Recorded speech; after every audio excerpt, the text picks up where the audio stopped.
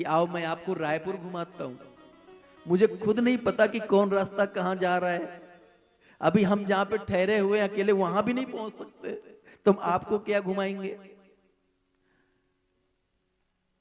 विश्वामित्र जी समझ गए कि वह राम लक्ष्मण को घुमाने के लिए नहीं कह रहे हैं, ये खुद जनकपुर वासियों को अपना दर्शन देने के लिए जाना चाहते हैं। सो लक्ष्मण का बहाना लेकर ये बोल रहे हैं, खुद घूमने की इच्छा है।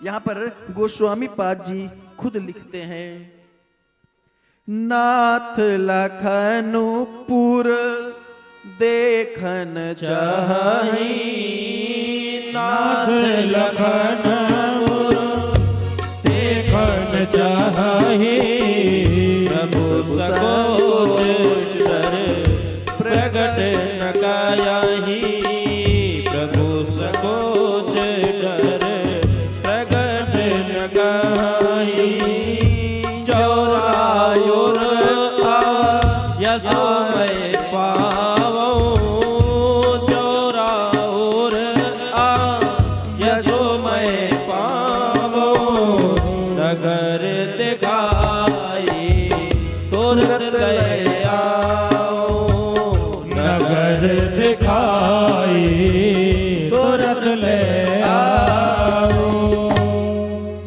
विश्वामित्र जी ने कहा कि आपको खुद नहीं पता तो आप कैसे दिखाओगे। विश्वामित्र समझ गए कि नगर देखने के लिए नहीं, बल्कि ये नगर वासियों को अपना स्वरूप दिखाने के लिए, अपना दर्शन कराने के लिए जाना चाहते हैं। सो प्रभु विश्वामित्र जी ने कहा जाइए, परंतु तुरंत आना, देख के विलंब मत करना, जल्दी आना। सो प्रभु लक्ष्मण जी के साथ जैसे ही निकले, अब एक बात पूरे जनकपुर में, पूरे मिथिला में एक बात तेजी से फैल गई थी कि विश्वामित्र जी के साथ 2 ऋषि कुमार आए। सो जैसे ही, अब तो जब सुना है कि आए हैं तो भाई जब चर्चा फैल गई तो सबके मन में दर्शन की उत्कंठा हो गई। जैसे ही प्रभु महल से बाहर आए तो नगर के जो बालक थे ना, प्रभु के साथ हो लिए और सब कहने लगे कि मैं बताऊं, मैं यहाँ पूरा घूमा हुआ हूं, मुझे पता है, एक शॉर्टकट रास्ता भी मुझे पता है, तो मैं आपको प्रभु ना, मैं आपको इधर से ले चलता हूं, आप मेरे साथ इधर चलो। देखना, बालक कभी नहीं डरते जब तक उनको डराया ना जाए। प्रभु श्री राम के हाथ में धनुष बाण है, लक्ष्मण जी के भी धनुष बाण है, परंतु कोई भी बालक डर नहीं रहा है। सभी बालक जा रहे हैं प्रभु के पास और प्रभु के हाथ पकड़ के, और कोई प्रभु की धोती पकड़ के चल रहा है और सब कह रहे हैं इधर चलो, इधर चलो, इधर इधर इधर चलो। मार्ग से जा रहे थे प्रभु लक्ष्मण जी के साथ, तो जनकपुर की, जिसमें सीता मैया रहती थी, उस अट्टालिका के जब सामने पहुंचे तो वहां मां सीता की, जानकी जी की 8 सहेलियां, महाराज 7 सहेलियां कही गई हैं, तो उसी झरोखे में अष्ट सखी झरोखों में खड़ी थी। और जब उन्होंने प्रभु को देखा, ध्यान देना, नगर देखने के लिए आते तो प्रभु चारों तरफ देखते, परंतु नहीं, राम और लक्ष्मण दोनों नीचे ही चल रहे हैं, नीचे की तरफ मुंह करके चल रहे हैं। मतलब दर्शन, लोगों को दर्शन देने के लिए आज बाहर हैं। यहां पर लोग आमतौर पर देखो, लोग ऐंठ के चलते हैं, स्वभाव होता है लोगों का चलना। एक व्यक्ति ऐसे ही जब देखो, जब ऐसी ऐंठ के चलता था, एक बार वो एक व्यक्ति पान खाकर ना छत के ऊपर टहल रहा था, नीचे रोड थी तो नीचे से लोग जा रहे थे।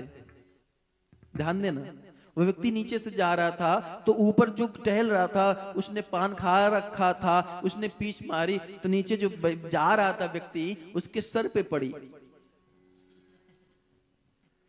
अब वो रुका, एकदम मन, कहीं जा रहा था काम से, मन एकदम उसका खराब हो गया। उसने कहा कि भैया क्या आप देख के नहीं थूक सकते थे क्या?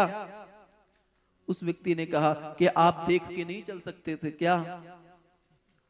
उसने खुद कहा कि ये मूर्ख के पाला पड़ गया मैं, अच्छा हुआ कि यहां पड़ा, अगर ऊपर देखता तो यहां का। एक व्यक्ति ऐसे ही जाता, जानबूझ के जाके सामने वाले से टकरा जाता। कुछ लोग होते हैं ना जो अपने को बलशाली समझते हैं, कुछ लोगों का ऐसा स्वभाव होता है, रास्ते से जाएंगे और ऐंठ के चलेंगे और जाके सामने वाले से जानबूझ के टकरा जाएंगे। जो गलती से टकराएगा वो क्षमा मांग लेता है, जो जानबूझ के टकराते हैं वो लड़ने के लिए तैयार होते हैं। वो व्यक्ति खुद टकराता और टकराने के बाद कहता बे गधे है क्या, देखता नहीं, देख के नहीं चल सकता। ऐसे ही चलता वो। एक बार संयोगवश वो गधे से ही टकरा गया और बोला, जैसे ही टकराया और बोला अबे गधा, जैसे देखा गधा को, अरे आप तो आप ही, आपको क्या कहना। ये तो चलो एक विनोद था, परंतु हमेशा जब हम चले तो हमारी दृष्टि भूमि पर ही हो। संत जब चलते हैं वो भूमि पर ही देख के चलते। क्यों भाई? क्योंकि शास्त्र कहते हैं दृष्टिपूतम न्यसेत पादम वस्त्रपूतम पिबेत जलम और सत्यपूतम वदेद वाचम मनःपूतम समाचरेत। दृष्टिपूतम न्यसेत पादम, और दृष्टि मतलब देख के ही चरणों को रखना चाहिए, अपने कदम देख कर रखना चाहिए, कहीं कोई जीव जंतु पैर के नीचे ना आवे। वस्त्रपूतम पिबेत जलम, पहले छन्नी वगैरह नहीं थी तो लोग जल को वस्त्र से, कॉटन के वस्त्र से छान के पीते थे। तो शास्त्र में वही लिखा है कि दृष्टिपूतम न्यसेत पादम वस्त्रपूतम पिबेत जलत, जल को हमेशा छान के पीना चाहिए। एक कहावत नहीं है पानी पियो छान के, और क्या ऐसे कुछ, ऐसे एक कहावत है। हम लोग आ रहे थे, ट्रेन का सफर था, तो हम सभी बैठे हुए थे। अब नॉर्मल से है, हम कैसे भी आवे, हम ऐसे ही रहते वेशभूषा में।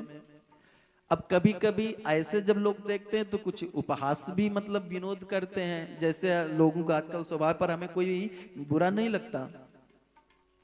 क्योंकि देखो ठाकुर जी ने आपको सेवा सौंपी, हमें ये सेवा सौंपी, तो हम ये कर रहे हैं। तो वो व्यक्ति शायद धूमकेतु स्वभाव का था, राक्षसी प्रवृत्ति का था। उसने कहा आजकल भैया गुरु भी बड़े घंटाल हो रहे हैं, तो गुरु को जान के करना चाहिए, गुरु करो जान के, और पानी पियो छान के। तो पानी को हमेशा छान के पीना चाहिए, वैसे गुरु भी जान के बनाना चाहिए। वस्तुतः वो मानो मेरे को सुना के कह रहा था, मैं तो समझ रहा था कि ये मेरे को सुना के कह रहा था। और भी 2-3 बातें उसने बोली। फिर मैंने कहा अगर आज मैं यहां नहीं बोलूंगा तो फिर ये आगे भी जाके बोलेगा कहीं ना कहीं, तो इसको थोड़ा समझ में आ जाना चाहिए कि ये क्या बोल रहा है, इसका परिणाम इसको क्या हो सकता है। तो मैंने कहा भैया आपने सही कहा, आजकल अनेक प्रकार के गुरु हो रहे हैं, सो गुरु करो जान के, पानी पियो छान के। आपने बिल्कुल सही कहा, पानी हमेशा छान के ही पीना चाहिए, पानी हमेशा छान के। आपकी माइंडेटली बहुत ही अच्छी है, आपकी सोच हम लोगों के प्रति बहुत ही अच्छी है। इससे आपके संस्कारों का पता चल रहा है कि आपके संस्कार कितने अच्छे हैं, और आपके माता पिता का भी पता चल रहा है आपके आचरण से। ध्यान देना, आपके आचरण से आपकी परवरिश पता चल जाती है। व्यक्ति ने कहा महाराज जी आप तो वैसे ही गुस्सा, और हमने गुस्से में नहीं हूं भाई, पूरी बात तो सुन। तू पानी को एक बार नहीं, तू पानी को 100 बार छान ले, पानी को 100 बार छान के पियो, एक बार नहीं। मैं तो कहता हूं मेरी तरफ से तुम 100 बार छान के पियो पानी को। पानी को तुम 1000 बार छान लो, और पानी में यदि किसी ने विष मिला दिया, विष मिले पानी को आप 1,00,000 बार फिर से छान लो और उस पानी को पियो, तुम्हें मरना निश्चित होगा। वो तुम 1000 बार छान लो। तो यहां पर आपका ये सिद्धांत तो काम नहीं कर रहा है कि पानी पियो छान के। अगर पानी गंदा है, पानी विषैला है, उस विषैले को तुम कितना भी छानो, विष का गुण कर्म नहीं होगा,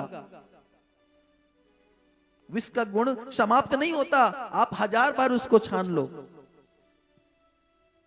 इसलिए पानी को छान के नहीं, पानी को जान के पीना चाहिए और गुरु को छान के बनाना चाहिए कि कौन सा गुरु आपको कहां पहुंचा सकता है। गुरु को जानने के चक्कर में पड़ जाओगे तो महाराज मिट जाओगे, आप गुरु को जान ही नहीं सकते। गुरु की